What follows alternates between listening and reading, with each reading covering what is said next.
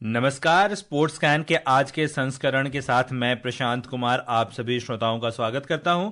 आज के अंक में खेल जगत की तमाम खबरों पर विस्तार से चर्चा के लिए हमारे साथ स्टूडियो में मौजूद हैं वरिष्ठ खेल विशेषज्ञ सचिन कुमार। सचिन जी, स्पोर्ट्स कैन कार्यक्रम में आपका स्वागत है। धन्यवाद प्रशांत। आइए सबसे पहले नजर डालते हैं अब तक की स्पोर्ट्स हेडलाइंस पर। एक दिवसीय अंडर 19 क्रिकेट विश्व कप का पहला मुकाबला भारत ने अपने नाम किया। विजय हजारे ट्रॉफी के पहले सेमीफाइनल मुकाबले में कर्नाटक ने विदर्भ को दिया 281 रन का लक्ष्य। इंडिया ओपन बैडमिंटन टूर्नामेंट में लक्ष्य सेन ने क्वार्टर फाइनल में जगह बनाई और पूर्व कप्तान महेंद्र सिंह धोनी बने बजाज पुणे ग्रैंड टूर के एम्बेसडर।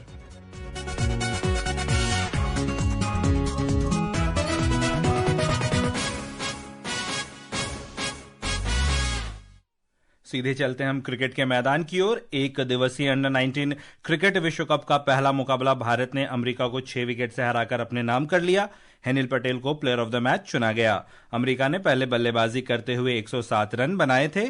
बारिश बाधित मुकाबले को 37 ओवर का कर दिया गया और डकवर्थ लुइस नियम के आधार पर भारत को 96 रन का लक्ष्य दिया गया था। भारत ने 18वें ओवर में ही यह लक्ष्य हासिल कर लिया। हालांकि जैसी उम्मीदी थी वैसा ही परफॉर्मेंस किया है भारत ने। जी बिल्कुल, देखिए ये बड़ा मुझे लगता है कि वाइज डिसीजन था कि आप पहले बल्लेबाजी ना करके गेंदबाजी सामने वाले को खेलने का मौका दें, क्योंकि बादल छाए हुए थे, बदली थी। मैच से पहले से ही कुछ कंडीशंस ऐसी लग रही थी कि कुछ व्यवधान आ सकता है। तो उसकी वजह से एक हमें फायदा ये मिला कि जब 21 रन पे जब 2 विकेट थे, आपको ध्यान होगा, और उसी टाइम खेल रोका गया था। फिर जब बाद में अंपायर्स ने फिर जब लक्ष्य निर्धारित किया तो वो हमारे लिए बहुत आसान था, क्योंकि 37 ओवर में अगर आप 96 रन बनाने का दिया जा रहा है, और उस टाइम लगभग हम 48 या 50 रन के करीब पहुंच भी चुके थे जब ये दोबारा से जब ये ऐसा हुआ है।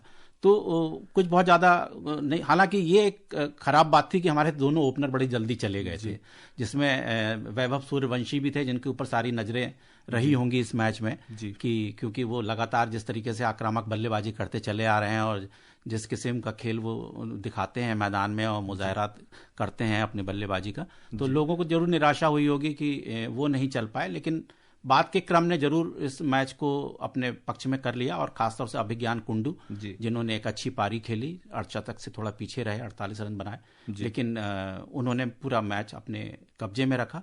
भारतीय टीम को कोई इस मैच में कोई ऐसी कोई दुविधा या संशय जैसी कोई बात तो थी नहीं, क्योंकि अमेरिका तो एक अभी क्रिकेट की एक नई टीम है, उभरती हुई टीम है। ज्यादातर भारतीय खिलाड़ी ही वहां पे खेलते हैं, खेल रहे हैं। असलियत यही है, आप जितने भी आप नाम उठा के देखेंगे वो सब भारतीय ही नाम आपको नजर आएंगे।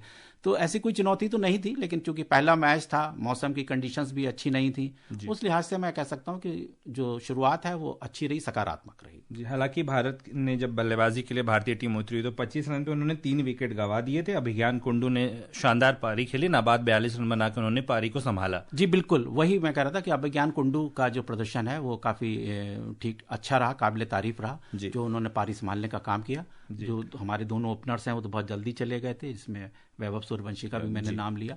तो रन में पहले जब बताने में उस टाइम मुझसे चूक हुई हो, उन्होंने 42 रन बनाए जैसा आपने बताया, मैं शायद कुछ और पहले कह गया था। और उधर गेंदबाजी में अगर हम बात करें, हेनिल पटेल ने 5 विकेट लिए और सिर्फ 16 रन ही दिया और एक मेडन ओवर भी किया। उन्होंने बेहतरीन गेंदबाजी की, उन्होंने शुरू से ही डोमिनेट किया।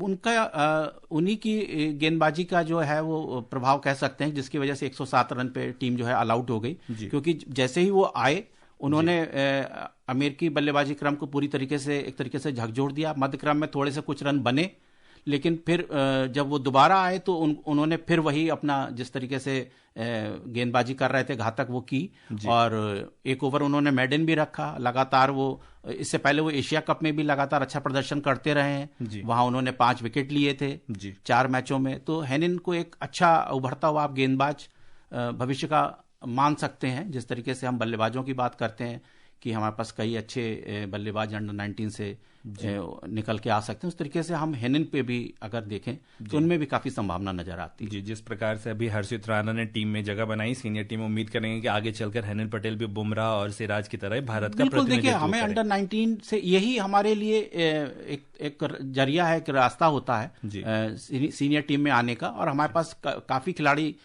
टीम में अभी खेल भी रहे हैं और मुझे लगता है आने वाले समय में आएंगे भी, जो अंडर 19 से ही एक अपना रास्ता बना के प्लेटफॉर्म उसको इस्तेमाल करते हुए विराट कोहली, रोहित शर्मा आप देख ही रहे हैं 2008 के बैच से वो इसी से आए। उससे पहले युवराज, कैफ वगैरह आए थे, सहवाग मतलब हमारे पास जितनी भी बड़े खिलाड़ियों का हम नाम लें तो वो सब अंडर 19 खेल के इसी तरीके से हमें आए हैं जी। और अगर हम सीनियर टीम की बात करें तो उधर भारत और न्यूजीलैंड के बीच 3 मैचों की एक दिवसीय श्रृंखला के दूसरे मुकाबले में न्यूजीलैंड ने भारत को 7 विकेट से हरा दिया। पहले बल्लेबाजी करते हुए भारत ने निर्धारित 50 ओवर में 7 विकेट पर 284 रन बनाए। 285 रन के लक्ष्य का जवाब में न्यूजीलैंड 15 गेंद शेष रहते ही उन्होंने हासिल कर लिया। डैरल मिचेल ने नाबाद 131 रन की पारी खेली, वहीं विल यंग ने 87 रन बनाए। श्रृंखला में दोनों टीम 1-1 की बराबरी पर है। जिस प्रकार का रन जो भारत ने बनाया पहले बल्लेबाजी करते 284, इतना कम स्कोर भी नहीं था जो 15 गेंद शेष रहते न्यूजीलैंड ने हासिल कर लिया। देखिए, इस मैच में आप ये कह सकते हैं कि एक तो मिचेल और यंग को हम क्रेडिट देना चाहेंगे क्योंकि उन लोगों ने 162 रन की साझेदारी करी। उनके भी ऐसा नहीं है कि उनके विकेट नहीं गिरे थे, उनके शुरुआती विकेट, पहला विकेट तो 22 रन पे ही गिर गया था, फिर 46 रन पे, लेकिन उसके बाद जो साझेदारी हुई 162 रन की, उसने पूरे मैच का रंग बदल दिया जी। भारत की तरफ से भी कुछ अच्छी पारियां खेली गई, शतक भी लगा, केएल राहुल ने शतक लगाया, बहुत अच्छी पारी उनकी कही जा सकती है इस मैच में जी। और लेकिन मिचेल ने जो है पूरा खेल बदल दिया जी। और सबसे बड़ी बात यह कि उन्होंने हमारे गेंदबाजों का जिस तरीके से सामना किया जी, वो एक उसकी बड़ी तारीफ भी हो रही है और हमारे गेंदबाजों के लिए कुछ आलोचनाएं भी सामने आ रही हैं कि भाई आप विदेशी टीम को अपने मैदान पे रोक नहीं पाए और उनको अंदाजा था कि ये विकेट जो है वो धीमी चलेगी, तो उन्होंने अपनी गेंदबाजी के भी समय उस तरीके से उसको इस्तेमाल किया और बल्लेबाजी के समय भी अपने को उसी तरीके से ढाला कि वो उस तरीके की गेंदबाजी का सामना कर सकें जिस तरीके का उनको यहाँ पे उम्मीद थी कि हमें मैच खेलने को मिलेगा जी। तो ये एक बड़ी चीज रही इस मैच के अंदर कि न्यूजीलैंड के बल्लेबाजों ने अपने को बहुत अच्छी तरीके से इस मैच के लिए तैयार रखा और उसका फायदा उठाया जी। और चर्चा करते हैं विजय हजारे ट्रॉफी क्रिकेट पर। विजय हजारे ट्रॉफी के पहले सेमीफाइनल मुकाबले में कर्नाटक ने विदर्भ को 281 रन का लक्ष्य दिया है। जवाब में ताजा समाचार मिलने तक विदर्भ ने 2 विकेट पर 191 रन बना लिए हैं। कर्नाटक के करुण नायर ने सर्वाधिक 76 रन बनाए, वहीं विदर्भ की ओर से दर्शन ने 5 विकेट लिए। उधर दूसरा सेमीफाइनल मुकाबला कल सौराष्ट्र और पंजाब के बीच खेला जाएगा। सबकी निगाहें थी देवदत्त पड्डीकल पर कि जिस प्रकार का उनका प्रदर्शन रहा, 721 रन बनाए उन्होंने 103 की एवरेज से, तो लेकिन आज उनका दिन नहीं था। हाँ, आज उनका दिन नहीं था। आप कह सकते हैं, देखिए हर खिलाड़ी हर दिन नहीं उस तरीके से प्रदर्शन कर पाता है। प्रशांत, आप भी जानते हैं और हम भी जानते हैं इस बात को। लेकिन इसी मैच में कमाल की बात यह है कि इनके ठीक पीछे विदर्भ के अमन मोखाडे का नाम लिया जाता है। वो दूसरे नंबर पे चल रहे थे और वो एक अच्छी पारी खेलने में सफल रहे इस मैच में। तो जहां पड्डीकल नहीं चल पाए, लेकिन मोखाडे विदर्भ के लिए एक तरीके से मतलब आप कह सकते हैं कि ट्रंप का पत्ता साबित हो रहे हैं, या जो भी उनको आप उपमा दें, जो भी उसके लिए अलंकार इस्तेमाल करें, लेकिन वो बड़ी अच्छी बल्लेबाजी कर रहे हैं और रनों के मामले में वो ठीक इनके पीछे, पड्डीकल के पीछे दूसरे नंबर पे मौजूद थे। और लेकिन आज के प्रदर्शन से ये साबित हो गया कि विदर्भ जो है वो भले ही युवा खिलाड़ी हैं उसके पास, क्योंकि कर्नाटक की बल्लेबाजी में एक गहराई मानी जा रही थी जी। लेकिन उस तरीके के फिर प्रदर्शन सामने नहीं आया। हालांकि कुछ अच्छी पारियां तो आई हैं जी। लेकिन मयंक अग्रवाल नहीं चले, जिस तरह से पड्डीकल नहीं चले। फिर करुण नायर ने अच्छी पारी खेली, ध्रुव प्रभाकर थोड़ा बहुत रन बना पाए, हालांकि कृष्णन श्रीजीत शतक बनाने में सफल रहे। लेकिन उस तरीके 280 रन कोई बहुत, आप ये नहीं कह सकते, कोई बहुत माकूल टोटल नहीं कह सकते, क्योंकि आप विजय हजारे खेल रहे हैं, 50 ओवर का मैच है, घरेलू टूर्नामेंट की सर्वश्रेष्ठ 4 टीमें आप इस दौर में पहुंची हैं। तो जो टीमें आई हैं दूसरी टीमों को हराते हुए, अच्छा प्रदर्शन करते हुए, तो उनके सामने एक ये बहुत उपयुक्त टोटल नहीं कहा जा सकता।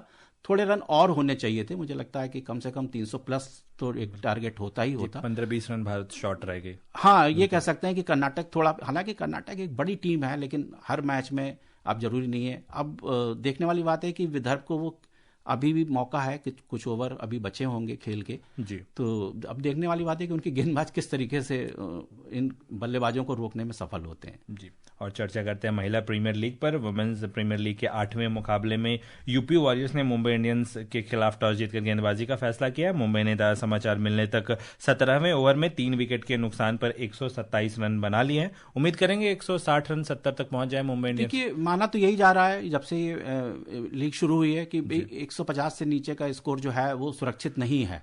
अब महिलाओं में भी आप देखिए कि उस तरीके के स्कोर देखने में आने लगे हैं और आप सही कह रहे हैं कि जितना अगर इतना स्कोर बनेगा तो उसको सुरक्षित कह सकते हैं आप। जी। और उधर गुजरात जायंट्स और रॉयल चैलेंजर्स बेंगलुरु का मुकाबला कल खेला जाएगा। वहीं कल हुए मुकाबले में दिल्ली कैपिटल्स ने यूपी वॉरियर्स को 7 विकेट से हराया। सुनते हैं एक रिपोर्ट। डीवाई पाटिल स्पोर्ट्स अकेडमी में खेले गए मैच में दिल्ली कैपिटल्स ने टॉस जीतकर यूपी वॉरियर्स को बल्लेबाजी के लिए आमंत्रित किया। यूपी को शून्य पर ही सलामी बल्लेबाज किरण के रूप में पहला झटका लगा। कप्तान मैग लेनिंग ने फोएबे लिचफील्ड के साथ दूसरे विकेट के लिए 47 रन की साझेदारी की। लिचफील्ड 27 रन बनाकर आउट हुई, जिसके बाद लेनिंग ने हरलीन देओल के साथ तीसरे विकेट के लिए 85 रन जुटाए। लेनिंग ने 1 छक्के और 9 चौकों के साथ 54 रन बनाए, जबकि हरलीन 36 गेंदों में 47 रन बनाकर रिटायर्ड आउट हुई। यूपी ने निर्धारित ओवरों में 8 विकेट पर 154 रन बनाए। मेरिजन कैप और शेफाली वर्मा ने 2-2 विकेट हासिल किए। 155 रन के लक्ष्य के जवाब में शेफाली वर्मा और लिजेली ली की सलामी जोड़ी ने शानदार शुरुआत करते हुए पहले विकेट के लिए 94 रन की साझेदारी की। शेफाली 32 गेंदों में 6 चौकों के साथ 36 रन बनाकर आउट हुई, जबकि ली ने 44 गेंदों में 3 छक्कों और 8 चौकों के साथ 67 रन बनाए। लॉरा वॉलवॉट ने नाबाद 25 रन और जेमिमा रॉड्रिक्स ने 21 रन बनाकर टीम को जीत दिलाने में अहम भूमिका निभाई। मुकाबले की अंतिम गेंद पर लॉरा वॉलवॉट के बाउंड्री लगाने के साथ ही दिल्ली कैपिटल्स ने पहली जीत का स्वाद चखा। अंक तालिका में दिल्ली चौथे, वहीं यूपी 5वें और अंतिम स्थान पर है। बेंगलुरु पहले, मुंबई दूसरे और गुजरात तीसरे स्थान पर है। Priyanka Arora, sports can. उधर दक्षिण अफ्रीकी कप्तान लॉरा वॉलवॉट को वर्ष 2025 के दिसंबर माह के लिए ICC women's player of the month award से नवाजा गया। वहीं ऑस्ट्रेलियाई तेज गेंदबाज Mitchell Starc ICC men's player of the month award के लिए चुने गए। सीधे चलते हैं बैडमिंटन कोर्ट की ओर। नई दिल्ली में इंडिया ओपन बैडमिंटन टूर्नामेंट में के पुरुष सिंगल्स में लक्ष्य सेन ने क्वार्टर फाइनल में प्रवेश कर लिया है।